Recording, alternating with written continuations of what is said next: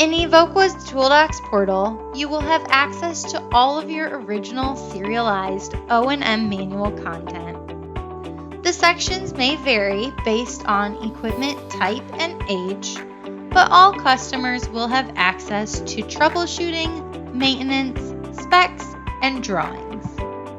Simply navigate to the chapter that fits your needs and single-click the content to open it.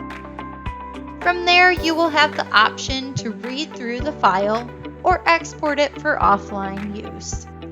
Most of the content will be available with the use of your browser PDF viewer capabilities.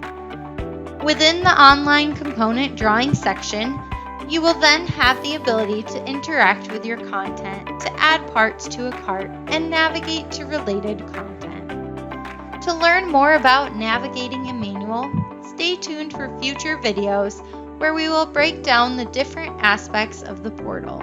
Have a topic you want us to cover? Comment below to give us your recommendations, and subscribe to our channel for more great videos.